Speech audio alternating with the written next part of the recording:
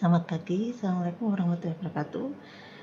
Hari ini kita ketemu lagi untuk mata kuliah produksi benih tanaman jagung.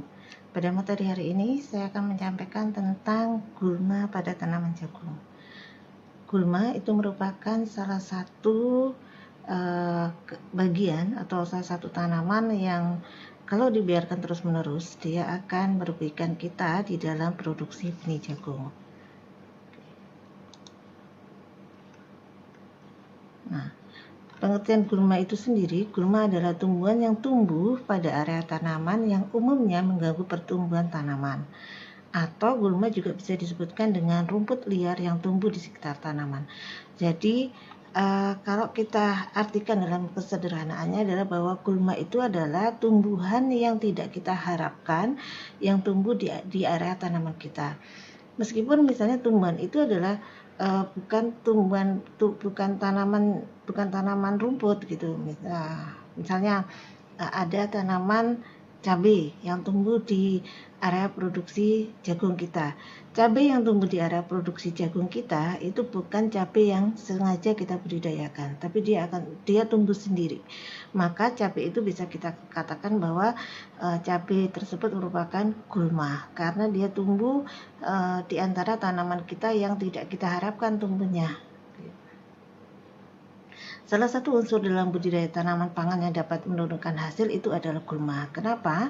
Karena keberadaan gulma itu nanti akan bersaing dengan tanaman pokok dalam memanfaatkan unsur hara. Karena dia juga butuh hara di dalam tanah, butuh udara, butuh cahaya, butuh ruang. Apalagi kalau jumlah gulmanya itu sudah melebihi ambang ekonomi. Nah, itu sangat-sangat mengganggu. Dan ada penelitian yang mengatakan bahwa gulma bisa menurunkan hasil pada tanaman jagung itu 16-62%. Artinya gulma ini sudah sangat mengganggu kalau benar-benar kita biarkan keberadaannya. Penurunan hasil itu tergantung pada jenis gulma, kepadatan, kemudian lama persaingan, dan senyawa alulopati yang dikeluarkan oleh gulma. Jadi kalau dia sudah tidak bisa kita kendalikan, kemudian perakarannya sudah sangat kuat, dan persaingannya itu dengan tanaman kita sudah sangat tinggi, ya pasti sangat mengganggu. Karena yang jelas adalah tanaman yang sengaja kita budidayakan, dia akan mendapatkan hara yang lebih sedikit karena dia berbagi dengan gulma. Secara keseluruhan, kehilangan hasil disebabkan oleh gulma itu melebihi kehilangan hasil yang disebabkan oleh hama penyakit. Artinya adalah di antara semua pengganggu di dalam kegiatan produksi, yaitu antara gulma, hama, dan penyakit, itu gulma sangat tinggi. Jadi kita tidak bisa membiarkan begitu saja. Makanya kalau adik-adik melakukan kegiatan produksi benih, kebersihan lahan itu sangat penting. Dari tanaman masih kecil, dari tanaman masih belum besar, maka usahakan bahwa saudara harus selalu membersihkan tanaman tersebut. Jangan sampai karpet hijaunya lebih besar daripada karpet coklatnya, ya. Jadi kalau biasanya Budwi kalau praktikum biasanya Budwi mungkin jarang melihat di lahan, tapi Budwi tahu bahwa tanaman itu saudara rawat atau tidak, kelihatan sekali, ya. Makanya kami berharap bahwa pada saat saudara praktikum, saudara punya tanggung jawab sendiri. Saudara harus paham apa yang harus dilakukan. Namanya kita melakukan kegiatan praktek produksi itu tidak tergantung pada jadwal. Kapanpun tanaman itu memerlukan untuk dibersihkan, memerlukan untuk dipupuk, maka lakukan. Jadi jangan sampai gulma ini nanti membuat membuat saudara itu nanti merasa kewalahan. Kalau orang Jawa bilang kewalahannya, artinya karena dari kecil gulmanya dibiarkan cuma sedikit ini rumputnya. Akhirnya lama-lama ketika rumputnya sudah besar, saudara susah lagi membersihkannya. Apalagi jika gulmanya itu merupakan rumput yang perakarannya itu di dalam tanah, kemudian dia perakarannya yang memanjang itu, maka itu sangat susah sekali, ya. Oke, jadi harus hati-hati. Tingkat persaingan antar tanaman dan gulma itu bergantung pada 4 faktor, yaitu stadia pertumbuhan tanaman, kepadatan gulma, tingkat cekaman air dan hara, serta spesies gulma. Artinya adalah bahwa semakin padat gulma yang ada di lingkungan budidaya kita, maka persaingannya akan semakin tinggi. Semakin rendah tingkat cekaman air yang ada di tempat kita. Artinya air dan hara yang tersedia itu sangat sedikit, maka akan semakin tinggi persaingannya. Nah, ini juga tergantung spesies gulma. Ada gulma yang spesiesnya ada misalnya tumbuhan gulma yang berdaun lebar atau rumput-rumputan dan sebagainya. Itu berbeda-beda. Atau stadia pertumbuhannya, dia masih kecilkah atau sudah besar dan sebagainya. Jika dibiarkan, gulma berdaun lebar dan rerumputan dapat secara nyata menekan pertumbuhan dan perkembangan jagung. Kenapa? Karena gulma berdaun lebar, selain dia menutupi pertumbuhan karena daunnya lebar, maka dia biasanya menutupi cahaya yang masuk ke tanah, dan itu akan merugikan tanaman kita karena tanaman kita juga butuh sinar matahari yang sampai ke tanah. Dia juga akan membutuhkan hara lebih banyak lagi karena dia termasuk tanam yang cukup besar.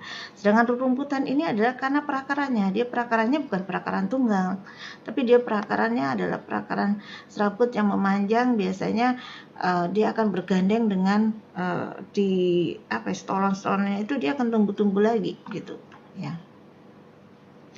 Gulma menyayangi tanaman terutama dalam memperoleh air, hara, dan cahaya. Tanaman jagung biasanya sangat peka terhadap 3 faktor ini. Artinya, makanya kenapa orang-orang pertanian ketika melakukan kegiatan penelitian itu biasanya menggunakan tanaman jagung. Karena tanaman jagung termasuk tanaman yang sangat responsif sekali terhadap perubahan-perubahan yang terjadi, terutama ketersediaan air, hara, dan cahaya. Jadi kalau memang dia terganggu di ketersediaan air, cahaya, dan hara ini, pasti pertumbuhannya akan terganggu juga. Nah, ini juga ketersediaan ini kalau ada gulma banyak di lahan kita, dia juga akan sangat mengganggu gitu, karena air, hara, dan cahaya yang harusnya digunakan oleh tanaman jagung, dia juga berbagi dengan gulmanya ya. Ini ada beberapa periode kritis ya di dalam tanaman jagung, yaitu ada stadia V3 dan V8. Stadia V3 yaitu stadia pertumbuhan tanaman jagung di mana daun ketiga dan ke-8 terbentuk. Nah, sebelum stadium V3, gulma hanya mengganggu tanaman jagung jika gulma tersebut lebih besar daripada tanaman jagung, atau pada saat tanaman mengalami cekaman kekeringan. Antara stadia V3 dan V8 ini kan tanaman jagung membutuhkan hara yang cukup, karena antara V3 dan V8 ini terjadi proses proses penyilangan. Dia perlu untuk memperkuat kernel-kernel jagungnya, apalagi kalau kita produksi benih jagung. Nah, untuk produksi benih jagung kita kan memperbesar kernel jagungnya. Nah, kalau pada saat antara V3 dan V8 haranya terganggu, maka kernel jagung yang harusnya dihasilkan itu dalam kernel yang bernas, maka dia menjadi tidak bernas lagi. Kita sebagai produsen benih akan rugi. Maka ini harus betul-betul diperhatikan ya di stadia antara V3 dan V8. Gulma yang melilit dan memanjat tanaman jagung itu dapat menaungi dan menghalangi cahaya pada permukaan daun, sehingga proses fotosintesis itu terlambat. Nah, kalau fotosintesis itu kan istilahnya daun itu adalah dapurnya tanaman. Nah, kalau seandainya dapurnya tanaman ini terganggu prosesnya, maka secara otomatis tanaman tidak akan bisa memberikan makanan ke bagian-bagiannya. Nah, terutama di dalam pengisian biji. Nah, kalau pengisian bijinya terganggu, maka biji yang harusnya dihasilkan itu bagus, maka akan menjadi kecil-kecil ukurannya atau tidak bernas. Kalau benih yang dihasilkan itu tidak bernas, kecil, maka pertumbuhan berikutnya ketika ditanam dengan benih itu juga akan menjadi tidak bagus, dan itu akan mempengaruhi keserempakan tumbuh, akan mempengaruhi daya tumbuh untuk tanaman berikutnya.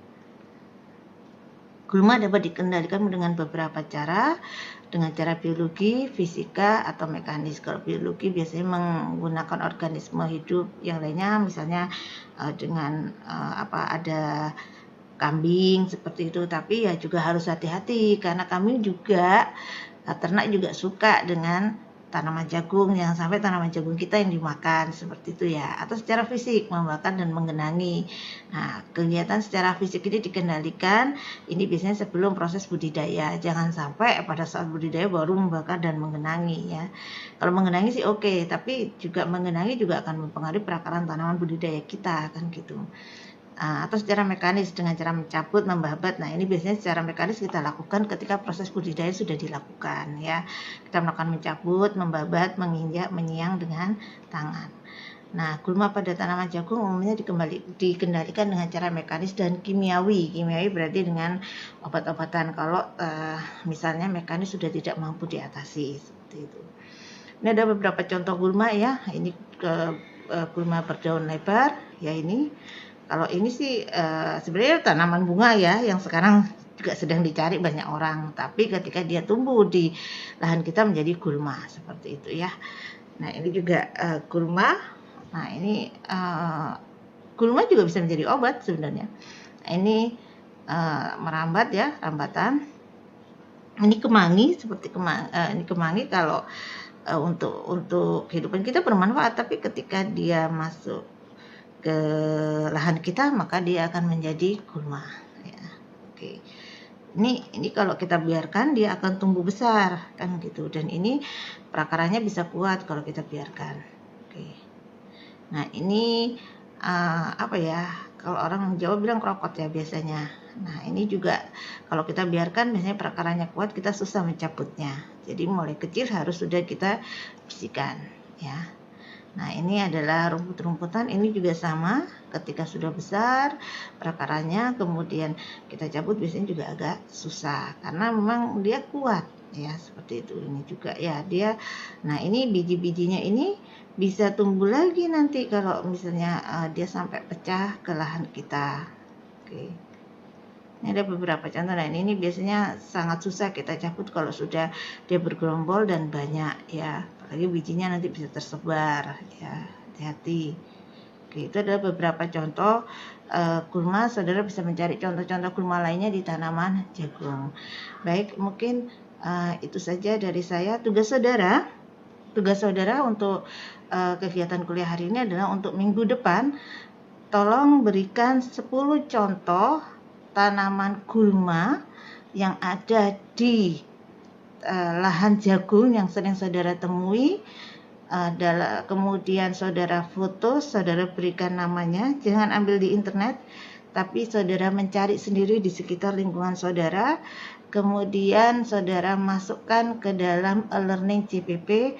Budi tunggu minggu depan sebelum kuliah mulai ya. Senin, paling lambat Senin minggu depan pukul 23.59 harus sudah diupload. Baik, terima kasih, selamat pagi, assalamualaikum warahmatullahi wabarakatuh.